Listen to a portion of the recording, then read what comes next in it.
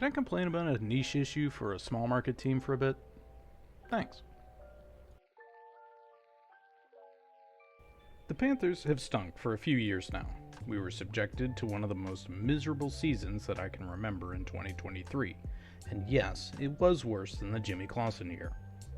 Then, last year wasn't great. Certainly didn't start great. Halfway through, the Red Rifle got into a car accident and forced Bryce back in, and he started feeling like his old college self, and soon enough the whole team was vibing. Now, there's no moral victories in the NFL, but there were a few that were about as close as you can get. For the most part, the team doesn't have that much story to the franchise. Maybe more than a Jaguars who entered the league at the same time, but we don't hold a candle to even other teams in our own division. One of the few things I can look back fondly on is having what should have been a first ballot Hall of Fame linebacker, Luke Kuechly. Since his sudden but understandable retirement, there's been a distinct hole in our linebacker core. Shaq has been cool, but back-to-back season-ending injuries sucks no matter how you slice it, and he seems to have played his last down as a Panther.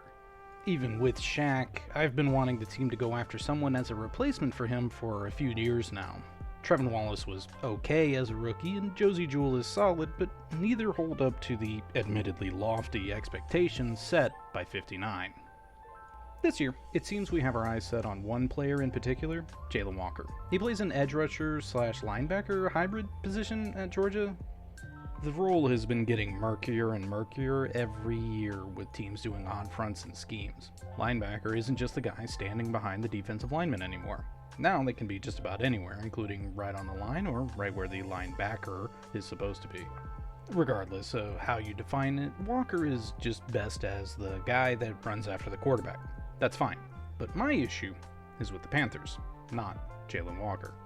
If the team thinks he is a solution to our many problems on defense, that's cool, but why haven't they even looked the way of Jihaad Campbell?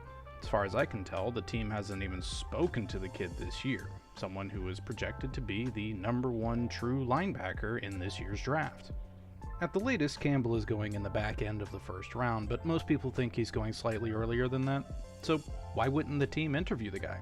It certainly can't be because he's a bad player. He has range, quick play recognition, and plenty of tackling ability.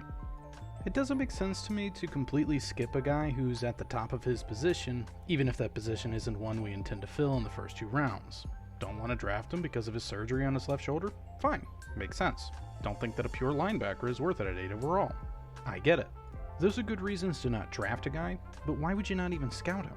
I'm certain they've done film study on him, but you're not going to draft someone in the first 2 or 3 rounds that you haven't met with at all. You might bring in a guy from the 6th or 7th round that you've only seen tape of, but a high value pick like 8? We've spent extensive time with other players at other positions that we likely have no shot at, such as Nick Emanwari or Malachi Starks, which is a good thing. You want to do your homework. So why have the Panthers just left this section blank?